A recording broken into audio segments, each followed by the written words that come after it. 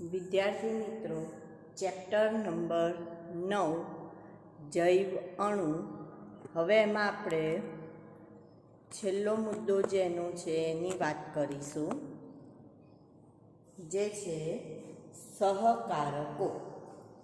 તો સહકારકો કોને કહેવાય? તો સૌથી પહેલાં જે ઉત્સેચકનું બંધારણ આપણે જોઈ ગયા, તો ઉત્સેચકના બંધારણમાં આપણે શું કહીશું કે પ્રોટીન અને એની સાથે કયો ભાગ આવેલો હોય? બિન પ્રોટીન ભાગ આવેલો હોય છે. કયો ભાગ હોય? પ્રોટીન અને બિન પ્રોટીન ભાગ હોય. તો આમાં જે બિન પ્રોટીન ભાગ છે એને આપણે શેના તરીકે ઓળખીશું? સહકારક તરીકે ઓળખીએ છીએ. બરાબર. ઉત્સેચકના બંધારણમાં આપણે શું કહ્યું હતું કે ઉત્સેચક શેના બનેલા હોય? તો કે પ્રોટીનના બનેલા. તો પ્રોટીનની સાથે કેટલાક ઉત્સેચકમાં બિન પ્રોટીન ભાગ પણ આવેલો હોય છે. જે પ્રોટીન ઘટક છે એ પ્રોટીન ઘટકને આપણે શેના તરીકે ઓળખીએ છીએ? એપો એન્ઝાઇમ તરીકે ઓળખીએ છીએ. અને જે બિન પ્રોટીન ભાગ છે એને શેના તરીકે ઓળખીશું? તો પ્રોસ્થેટિક અણુ તરીકે અથવા પ્રોસ્થેટિક સમૂહ તરીકે ઓળખીએ છે. તો આ જે બિન પ્રોટીન ભાગ છે એને આપણે શેના તરીકે ઓળખીએ છીએ? સહકારક અથવા સહ ઉત્સેચક તરીકે ઓળખવામાં આવે. હવે એ જે સહકારક છે, તો એ સહકારકના પ્રકારની જો વાત કરીએ આપણે, સહકારકના પ્રકાર, તો જે સહકારકના પ્રકાર છે એમાં પહેલું આવશે પ્રોસ્થેટિક સમૂહ. બીજું પ્રકાર ગણો કે બંધારણ ગણો, તો પહેલું આવે પ્રોસ્થેટિક સમૂહ. બીજું એની અંદર આવશે સહ ઉત્સેચક. અને ત્રીજું આવે છે ધાતુ આયન.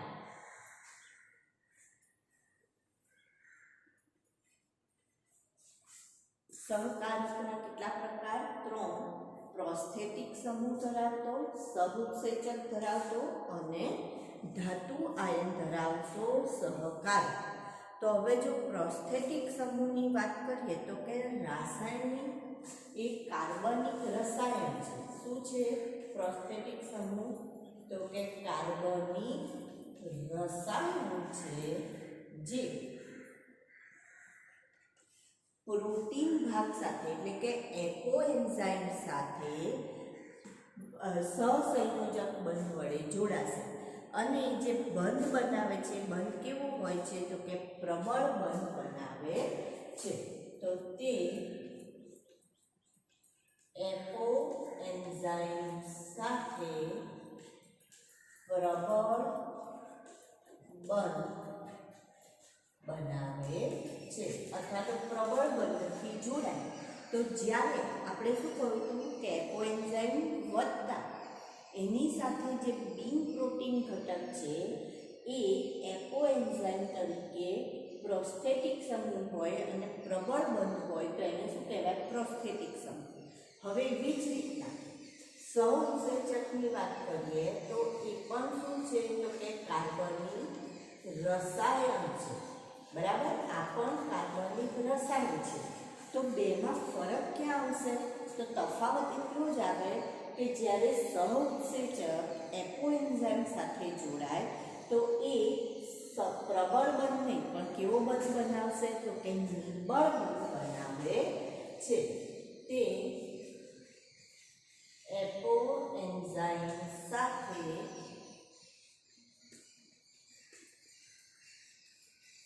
નિર્બળ બંધ બનાવે છે. કેવો બંધ બનાવશે? નિર્બળ બંધ બનાવે છે. બરાબર. તો પ્રોસ્થેટિકમાં એકોએન્ઝાઇમ સાથે કેવો બંધ બનશે? પ્રબળ. સહોત્સેચકમાં કેવો બંધ બનશે એકોએન્ઝાઇમ સાથે? તો કે નિર્બળ બંધ બને છે. હવે જો ઉદાહરણ લઈએ તો પ્રોસ્થેટિકમાં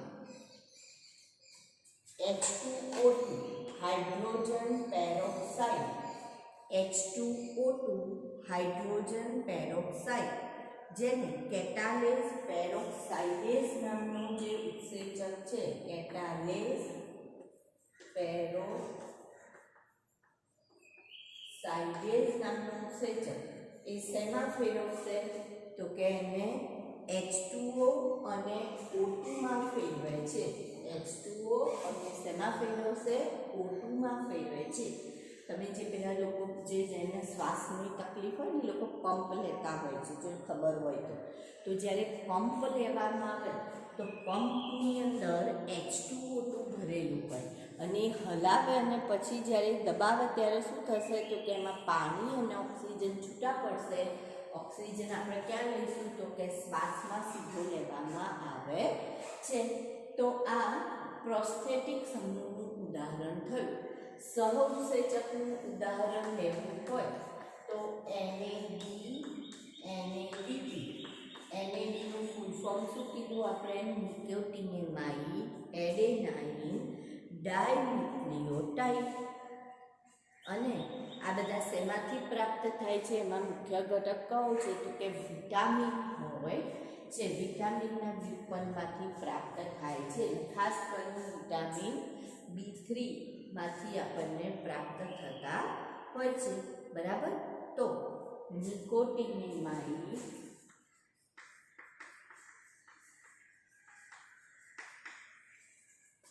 એડેનાઇન ડાઇન્યુક્લિયોટાઇડ એનું ફૂલ ફોર્મ છે. બરાબર. અને જો NADP તો નિકોટિનેમાઇડ એડેનાઇન ડાઇન્યુક્લિયોટાઇડ ફોસ્ફેટ. પાછળ કયો સમૂહ લાગશે? તો કે ફોસ્ફેટ સમૂહ લાગે છે. હવે જો ધાતુ આયનની વાત કરીએ તો કેટલાક ઉત્સેચકો એવા છે કે એમની સક્રિયતા માટે કોની જરૂર પડે છે? ધાતુ આયનની જરૂર પડે છે.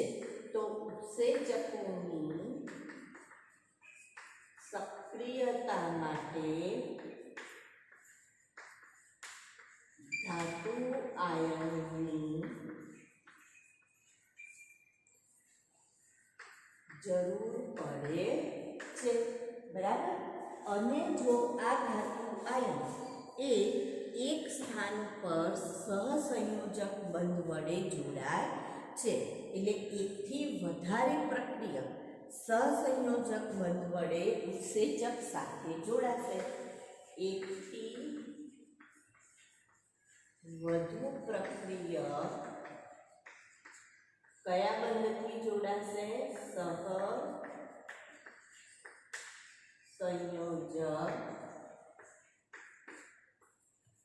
બંધ વડે જોડાય છે. કયા બંધ વડે? સહસંયોજક બંધ વડે જોડાશે. હવે આની અંદર જો આપણે ઉદાહરણ લેવું હોય તો પ્રોટિયોલાઇટિક ઉત્સેચકનું નામ શું છે? તો કે પ્રોટિયોલાઇટિક. તો આ જે ઉત્સેચક છે એ ઉત્સેચક એ પેપ્ટિડો, કાર્બોક્સીપેપ્ટિડેઝ અને ઝીંક કાર્બોક્સીપેપ્ટિડેઝ અને કોની સાથે જોડાશે? તો કે ઝીંક સાથે જોડાય છે. તો એનો મતલબ શું થયો? તો એનો મતલબ એવો થયો કે એક ઉત્સેચક એ એક કરતાં વધારે પ્રક્રિયાથી સાથે જોડાય અને કાર્ય કરે છે. તો આમાં આ ધાતુ આયનની હાજરી હોય ઝીંકની તો જ આ જોડાઈ શકે અને કાર્ય કરી શકે. જો ઝીંકની હાજરી ના હોય તો આ નિર્બળ બની જાય છે અને એમનું નિષ્ક્રિય બની જાય છે ને પોતાની અસર અભિવ્યક્ત કરી શકતા નથી અથવા તો પોતાનું કાર્ય કરી શકતા નથી. તો જો ધાતુ આયનની હાજરી હોય તો જ પ્રોટીઓલાઇટિક ઉત્સેચક કે કાર્બોક્સીપેપ્ટિડેઝ ઉત્સેચક પ્રોટીનનું પાચન જે કરવાનું હોય એ પ્રક્રિયા પૂર્ણ કરી શકે છે, બાકી કરી શકતા નથી. તો એનો મતલબ ઉત્સેચકોની સક્રિયતા માટે શેની જરૂર પડી? ધાતુ આયનની જરૂર પડી. કયા બંધ વડે ધાતુ આયન જોડાય છે? તો કે સહસંયોજક બંધ વડે જોડાય છે. તો એનો મતલબ આપણે આ ચેપ્ટરની અંદર સૌથી પહેલાં આપણે વાત કરી હતી કે મોનોમરની, જેમાં આપણે મોનોમર, પછી ડાયસેકેરાઇડ અને પોલિમરની વાત કરી, જેમાં આપણે પોલિસેકેરાઇડની બંધારણની વાત કરી, પ્રોટીનની રચનાની વાત કરી ગયા. ત્યાર પછી લિપિડ વિશે વાત કરી, ન્યુક્લિક એસિડ બંધ વિશે, પોલિમરમાં મોનોમરના જે બંધ હોય એની વાત કરી ગયા, ઉત્સેચકોની વાત કરી અને છેલ્લે સહકારકોની વાત કરી. તો અહીંયા આપણું આ ચેપ્ટર નંબર 9 પૂર્ણ થાય છે. હવે આપણે લઈએ છીએ ચેપ્ટર નંબર 10, કોષ ચક્ર અને કોષ વિભાજન. ચેપ્ટર નંબર 10, કોષ ચક્ર અને કોષ વિભાજન. તો સૌથી પહેલા આપણે કોષ વિભાજનની વાત કરવાની છે.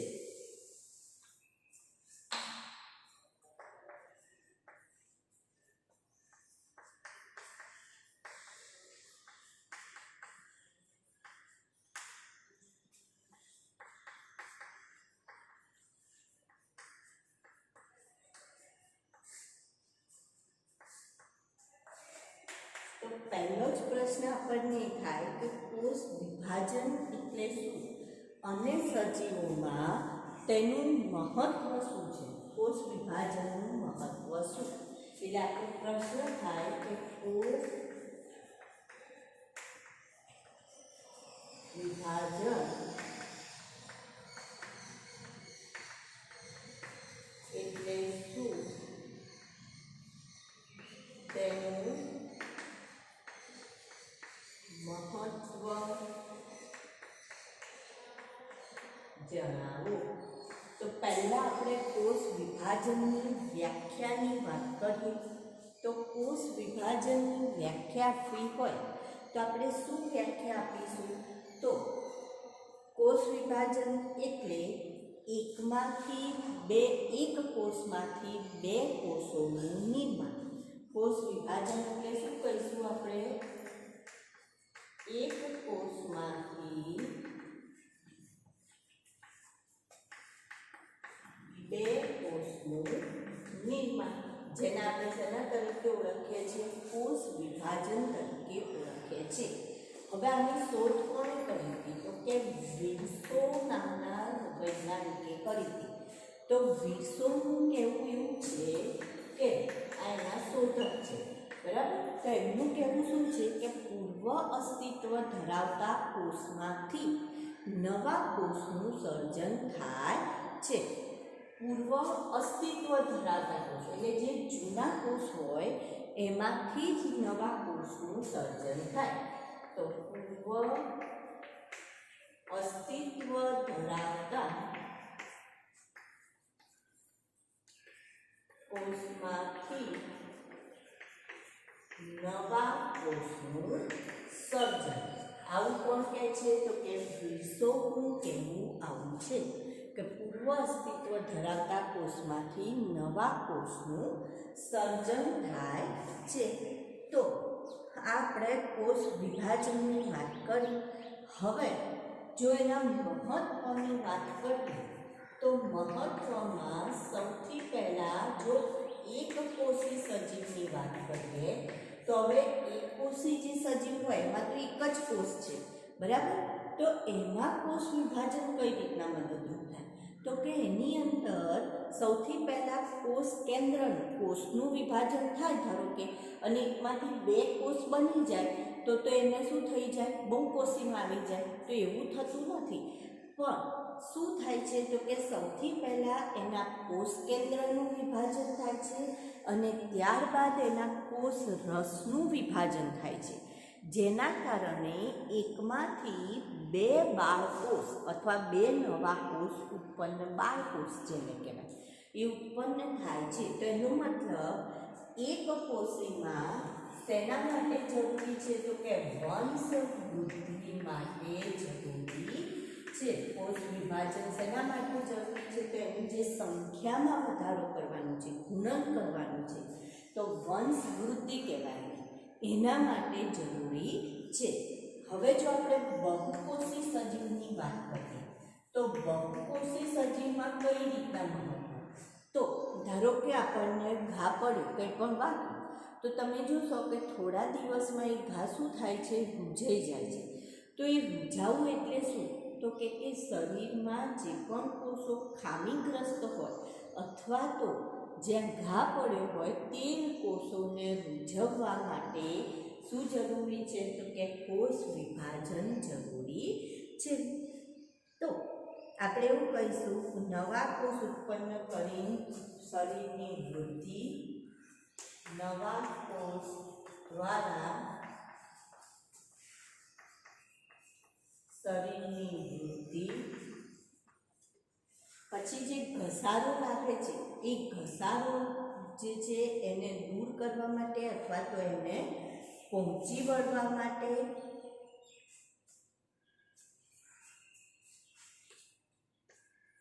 ઘસારાના કારણે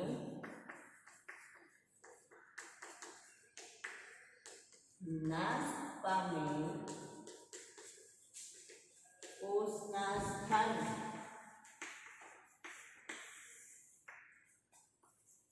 નવા કોષોના સર્જન માટે, એટલે જે ઘસારો માટે અને કોષો દૂર થાય તો એના જ સ્થાને નવા કોષોના સર્જન માટે અને શરીરની જે જાળવણી છે તેના માટે તથા પુખ્તાવસ્થા દરમિયાન જનનકોષ ઉત્પન્ન કરી આગળની પેઢીનું નિર્માણ કરવા. પુખ્તાવસ્થા દરમિયાન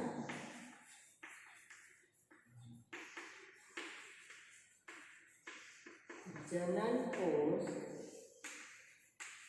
ઉત્પન્ન કરી નવી પેઢીના નિર્માણ માટે. જનનકોષ એટલે પ્રજનનકોષ.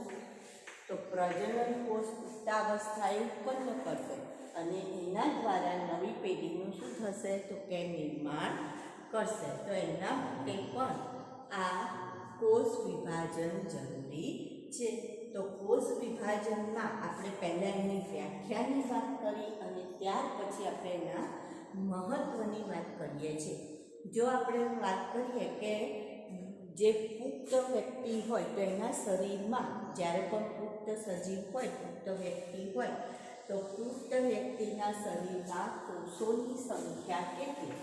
તો કે પુખ્ત વ્યક્તિના શરીરમાં કોષોની સંખ્યા 10⁻14 જેટલી છે. એટલે વિચાર કરો કે માણસના શરીરમાં કેટલા કોષો આવેલા છે? 10⁻14 જેટલા કોષો આવેલા છે. અને એનો મતલબ જે ઘસારાના કારણે જે પણ કોષો હોય એ દૂર થવા જોઈએ અને એના સ્થાને નવા કોષો આવતા જ રહેવા જોઈએ. જો એ ના આવે તો શું થાય? તો કે જે કાર્યક્ષમતા છે, કાર્યક્ષમતામાં ઘટાડો થાય. જે રીતના કાર્ય કરવું જોઈએ કાર્ય થઈ શકે નહીં. તો એટલા માટે આપણે જૂના કોષોને દૂર કરવા પડે. ધારો કે આપણે રક્તકણની વાત કરીએ તો રક્તકણનું આયુષ્ય કેટલું? તો આપણે કહીશું 120 દિવસનું. એનો મતલબ જેમ તમે મોબાઈલમાં કે એમાં સિમ કાર્ડ આપણે કાર્ડ નખાવતા હોય તો કે વેલિડિટી કેટલી? તો એવી રીતના અહીંયા 120 દિવસે રક્તકણની વેલિડિટી કહેવાય. 120 દિવસ થયા એટલે એની વેલિડિટી શું થઈ ગઈ? પૂરી થઈ ગઈ. એ ઘરડા થઈ ગયા એટલે મૃત્યુ પામશે. પણ મૃત્યુ પામતા પામતા શું કરશે? નવા કોષો ઉત્પન્ન કરતા જશે. એટલે કે જૂના કોષમાંથી નવા કોષનું સર્જન કરશે અને શું કહેશે? અબ તુમ્હારે હવાલે વતન સાથીઓ. એટલે એનો મતલબ હવે નવા રક્તકણે આગળનું કાર્ય કરવાનું રહેશે. તો એનો મતલબ આપણા શરીરમાં આટલા કોષો છે જે કોષોની સંખ્યા, હવે જો ધારો કે જૂના કોષો મળતા ના હોય અને આ ઉત્પન્ન થઈ રાખતા હોય તો કેટલી બધી વધી જાય, પણ એવું થતું નથી. જૂના કોષો દૂર થતા જાય છે અને નવા કોષ ઉમેરાતા જાય છે. આપણે જો રોજ સવારે નહીએ છીએ ત્યારે આપણે ઘસીએ છીએ આપણા શરીરને અને એને પછી ડૂસીએ છીએ આપણા શરીરને, તો એ વખતે પણ બધા જે મૃત થયેલા કોષો છે સ્કિન ઉપરથી શું થાય, દૂર થઈ જાય. પણ તમે જુઓ કે જે વ્યક્તિ 10 દિવસથી નાહ્યા વિનાની હશે તો એના શરીર ઉપર પોપડીઓ ઉખડી હશે. આમાં અહીંયા શરીર ઉપર જે પેલા ભિખારી લોકો હોય છે આપણે એમને પણ જોઈએ તો એમને નાહવા કે એવું ના મળતું હોય તો એમના અહીંયા સ્કિન ઉપર થોડી બ્લેક પોપડીઓ ઉખડી હોય. તો એ શું છે, તો કે મૃત થયેલા કોષો જે દૂર થયા નથી એટલા માટે એના શરીર ઉપર આપણને જોવા મળશે. હવે જો આપણે વાત કરીએ કે વૃદ્ધિ એ દરેક સજીવનો પાયાનો પણ છે. વૃદ્ધિ એ શું છે, દરેક સજીવમાં આપણે ગુણધર્મ જ્યારે ચેપ્ટર નંબર 1માં ભણ્યું ત્યારે આપણે કહ્યું હતું કે વૃદ્ધિ એ સજીવનો પાયાનો ગુણધર્મ છે. તો વૃદ્ધિ માટે શું થવું જોઈએ, તો કે કોષોની સંખ્યામાં સતત વધારો થતો રહેવો જોઈએ, એનું ગુણન થતું રહેતું હોવું જોઈએ, એના જનીન દ્રવ્યમાં વધારો થતો રહેતો હોવો જોઈએ. તો એ જે પ્રક્રિયા છે એને આપણે શું કહીએ છીએ, તો કે આપણે એને કોષ વિભાજન તરીકે ઓળખીએ છીએ.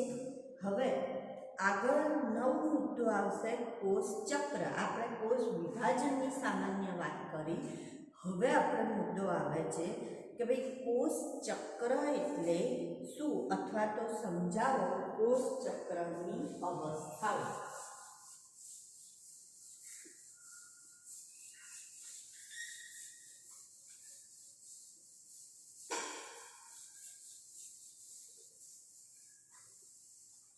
તો સૌથી પહેલા તો આપણે કોષ ચક્ર એટલે શું એ શબ્દ સમજીએ. તો કોષ ચક્રનો મતલબ શું થાય, તો કોષની અંદર શ્રેણીબદ્ધ રીતે ફેરફારો થઈ રાખે છે અને કોષ વિભાજનની પ્રક્રિયાઓ થઈ રાખે છે, બરાબર. તો ક્રમિક ઘટનાક્રમ દ્વારા કોષ પોતાના દ્રવ્યનું દ્વિગુણન કરી 2 કોષમાં વિભાજન પામે છે. ક્રમિક આડેધડ ગમે તેમ નહીં, ક્રમિક રીતે, બરાબર. ક્રમિક ઘટનાક્રમ દ્વારા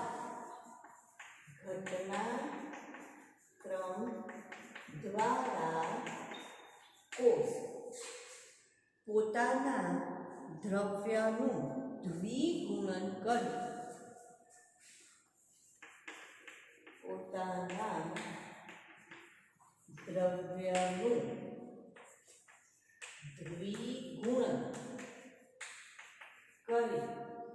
વિભાજન પામે છે અને 2 કોષોમાં વિભાજન પામશે. કેટલા કોષોમાં?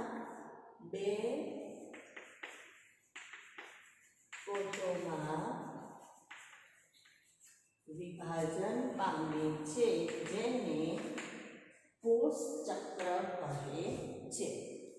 ક્રમિક ઘટનાક્રમ છે જેના દ્વારા કોષ પોતાના દ્રવ્યનું દ્વિગુણન કરે છે. એટલે ધીરે ધીરે પહેલાં DNA ડબલ થશે, પછી DNAનું સંશ્લેષણ થયા પછી DNA બન્યા પછી જે આગળની પ્રક્રિયા રંગસૂત્ર દ્રવ્ય હોય એમાંથી રંગસૂત્ર બનશે, ત્યાર પછી તારા કેન્દ્રનું નિર્માણ થશે અને ત્યાર પછી કોષોના વિભાજનની પ્રક્રિયા શરૂ થશે, જેમાં સૌથી પહેલાં કોષ કેન્દ્રનું વિભાજન થશે.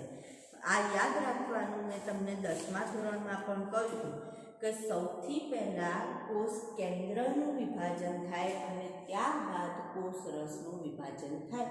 તો આવી રીતના તબક્કાવાર જે પ્રક્રિયાઓ થાય તો એને શેના તરીકે ઓળખીએ આપણે? કોષ ચક્ર તરીકે ઓળખીએ છીએ. હવે દરેક સજીવમાં કોષ વિભાજનની પ્રક્રિયા છે એનો સમયગાળો કેવો હોય, તો કે જુદો જુદો હોય. એટલે નવા કોષ જૂનામાંથી નવા કોષ બનવાની જે પ્રક્રિયા છે એનો સમયગાળો કેવો છે, તો કે જુદો જુદો હોય. જેમ કે મનુષ્યની અંદર જોઈએ તો એક કોષ વિભાજન માટેનો સમયગાળો 24 કલાકનો છે, જ્યારે જો ઈસ્ટની અંદર વાત કરીએ તો એ 90 મિનિટનો છે. કોલાઈ બેક્ટેરિયામાં વાત કરીએ તો 20 મિનિટનો છે. તો આવી રીતના જુદા જુદા સજીવમાં આપણે જો સમયગાળો જોઈએ કોષ વિભાજનનો તો કેવો છે તો કે જુદો જુદો હોય છે. હવે આ જે કોષ ચક્ર છે એને 2 તબક્કામાં વહેંચી શકાય. કઈ 2 તબક્કા છે તો આંતર અવસ્થા અને વિભાજન અવસ્થા. કોષ ચક્ર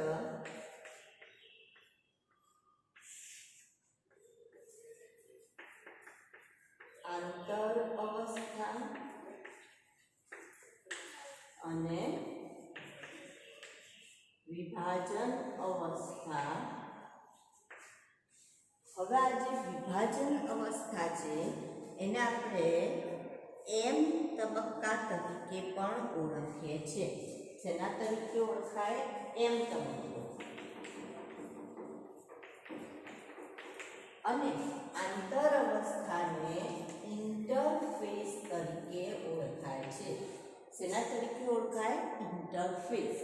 તો આંતર અવસ્થા એટલે ઇન્ટરફેસ અને વિભાજન અવસ્થા એટલે એમ તબક્કો જેમાં માઇટોસિસ અને મિયોસિસ એવા તબક્કા એટલે કે સમભાજનની અવસ્થાઓનો એમાં સમાવેશ કરીશું. આપણે સમભાજનની અવસ્થાઓનો સમાવેશ કરીશું. અહીંયા જો વાત કરીએ તો અહીંયા બીજી 3 અવસ્થાઓ આપણને એમાં પેટા પ્રકારના જોવા મળે. G1 જી એટલે ગેપ. તો G1 તબક્કો અથવા એને કહેવાય ગેપ 1 તબક્કો. બીજો છે S તબક્કો. S એટલે સિન્થેટિક તબક્કો, સંશ્લેષણ તબક્કો. અને ત્રીજો છે G2 તબક્કો. તો G1, S અને G2 તબક્કો જે આંતર અવસ્થાને આ 3 તબક્કામાં વહેંચવામાં આવે છે. જો આંતર અવસ્થા છે એ દરમિયાન શું થાય છે તો કે બધાનું દ્વિગુણન થવાની પ્રક્રિયાઓ આંતર અવસ્થા દરમિયાન થાય છે. બધાનું દ્વિગુણન થવાની પ્રક્રિયાઓ કયા તબક્કા દરમિયાન થાય તો કે આંતર અવસ્થા દરમિયાન થાય છે. હવે સૌથી પહેલો આપણે કયો તબક્કો જોવાનો છે તો કે G1 તબક્કો જોવાનો છે. G1 તબક્કાની જ્યારે આપણે વાત કરીએ તો એ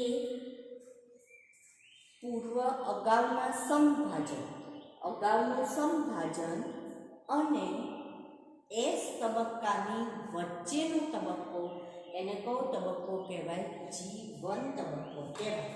તો જો આખી આની આપણે આકૃતિ જોવી હોય કોષ ચક્રની તો કોષ ચક્રની આખી આકૃતિ આપણને આ રીતના એક સમગ્ર કોષ ચક્રની આપણે જો વાત કરીએ તો એની અંદર સૌથી પહેલો કયો તબક્કો આવશે તો કે G1 તબક્કો આવે છે. સૌથી પહેલો કયો તબક્કો આવશે? G1 તબક્કો આવશે.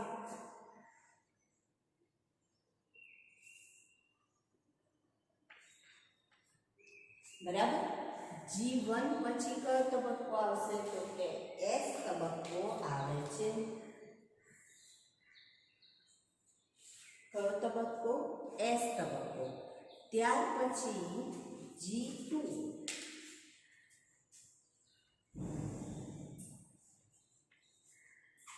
કયો તબક્કો? G2. હવે પછી સમભાજનનો એટલે કે M તબક્કો આવશે જેમાં M તબક્કામાં પૂર્વાવસ્થા M તબક્કો જોઈએ આપણે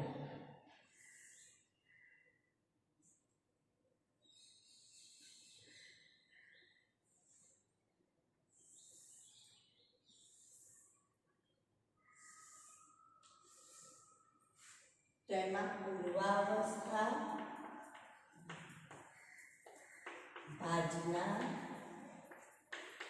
ભાજનોત્તરા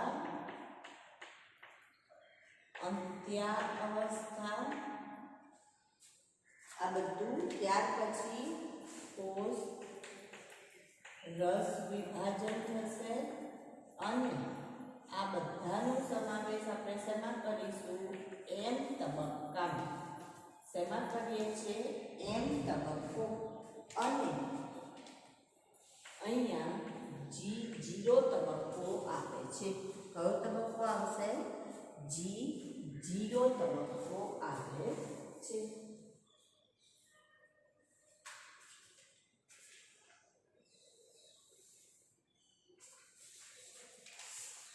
G0 તબક્કો. તો G0, G1, S, G2 અને M તબક્કો આખું કોષ ચક્ર છે. તો અહીંયા તમે જોશો કે જ્યારે આની શરૂઆત થઈ તો એ અગાઉના સમભાજન અને S ની વચ્ચેની અવસ્થા છે એવું આપણે એને G1 તબક્કાને કહીશું. એનું બીજું નામ શું છે? તો કે એને વૃદ્ધિ તબક્કો પણ કહી શકાય અથવા એને વૃદ્ધિ તબક્કો અથવા એને જૈવ સંશ્લેષણ તબક્કા તરીકે પણ ઓળખવામાં આવે.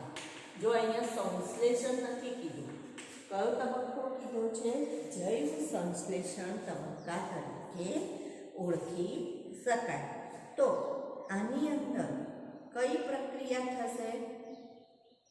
તો એમાં S તબક્કામાં DNA સંશ્લેષણ માટે જરૂરી ઉત્સેચકો RNA અને પ્રોટીનનું સંશ્લેષણ થાય છે.